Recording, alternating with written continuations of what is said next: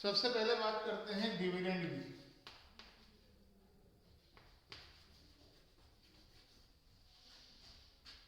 Dividend जैसा कि आपको अगर ध्यान हो,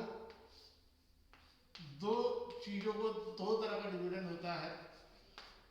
एक जो इक्विटी शेयर्स पे देना पड़ता है उसे इक्विटी डिविडेंड कहते हैं, और जो प्रेफरेंस शेयर्स पे देना पड़ता है उसे प्रेफरेंस डिविडेंड कहते हैं।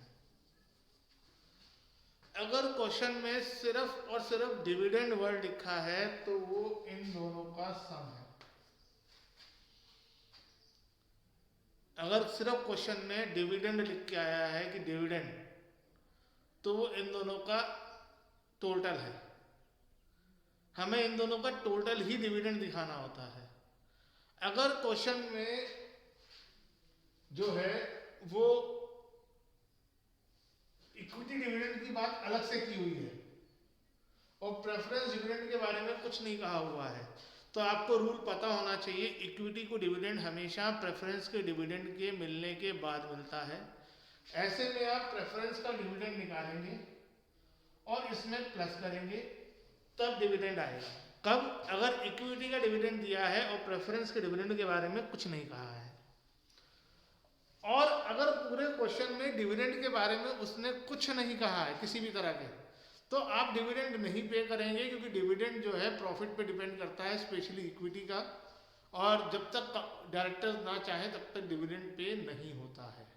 तो सबसे इंपॉर्टेंट चीज ये है कि अगर इक्विटी डिविडेंड दिया हुआ है तो उसमें आपको प्रेफरेंस डिविडेंड भी जोड़ना है, और अगर खाली डिविडेंड दिया हुआ है तो ये ऑलरेडी इन दोनों का सम होता है। ये इंपॉर्टेंट ध्यान रखना है। लेकिन अगर आपको सिर्फ प्रेफरेंस डिविडेंड के बारे में कुछ कहा हुआ है तो आपको इक्विटी के बारे में नहीं सोचना। अगर इक्विटी डिविडेंड दिया है तो प्रेफरेंस के बारे में सोचना है, प्रेफरेंस को जोड़ना ही जोड़ना है, क्योंकि इक्विटी को तभी मिलेगा जब प्रेफरेंस को मिल चुका होगा। और अगर प्रेफरेंस के बारे में कुछ कहा हुआ है तो वही हमारे लिए डिविडेंड हो जाएगा, इक्विटी डिविडेंड ऐसे में जीरो ले लिया जाएगा। वैसे ऐसी सिचुएशन आएगी नहीं। दूसरी बात, डिविडेंड का एक क्लासिफिकेशन और होता है, proposed dividend,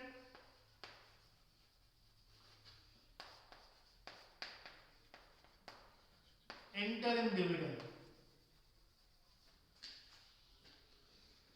proposed dividend, interim dividend. Propose dividend वो डिविडेंड होता है जो ईयर के एंड में, जो करंट ईयर के प्रॉफिट में से डायरेक्टर डिसाइड करते हैं कि वो कितना पे किया जाएगा। करंट ईयर के प्रॉफिट में से जो ईयर के एंड में प्रॉफिट हुआ, फिर मीटिंग होती है शेयर होल्डर्स की, डायरेक्टर्स डिसाइड करते हैं कि कितना डिविडेंड पे किया जाएगा। प्रेफरेंस में तो डिसाइड नहीं करना होता है, इक्विटी में डिसाइड करना होता है। प्रपोज डिविडेंड में ये दोनों जुड़े हुए होते हैं। इंटरिम डिविडेंड होता है जो बोनस के तरीके से विद बीच में, दो फाइनेंशियल ईयर के बीच में अचानक डिक्लेयर किया जाए। ये हमेशा इक्विटी शेयर होल्डर्स को मिलता है, क्योंकि प्रेफरेंस का तो फिक्स था, उनको तो पूरा हर साल मिलता ही जा रहा है। ये जो डिविडेंड मिलता है इंटरिम डिविडेंड, ये हमेशा इक्विटी शेयर होल्डर्स को मिलता है, और क्या कहते हैं, इसको अचानक डिक्लेयर किया जाता है middle of the accounting year. जबकि प्रपोज डिविडेंड हर साल ईयर के एंड में डिक्लेयर किया जाता है। तो प्रपोज डिविडेंड के लिए आपको हमेशा एडजस्टमेंट में एक करंट ईयर की अमाउंट दे रखी होगी, एक प्रीवियस ईयर की अमाउंट दे रखी होगी। तो हमें प्रीवियस ईयर की अमाउंट को ही लेना है। मैं प्रपोज डिविडेंड की बात कर रहा हूँ, प्रीवियस ईयर की अमाउंट को ही लेना है, और वही अमाउंट डिविडेंड मेड में आ जाएगी, और वही अमाउंट डिविडेंड पेड में आ जाएगी फाइनेंसिंग एक्टिविटीज में। इंटरिम डिविडेंड आपको एडजस्टमेंट में दिया होगा और ये एक ही अमाउंट दे रखी होगी, और ये भी प्रपोज डिविडेंड की तरह दो जगह आ जाएगी, एक बार डिविडेंड मेड में और एक बार डिविडेंड पेड में। ठीक है, अब ये मेड और पेड क्या होता है ये आज हम डिस्कस करेंगे।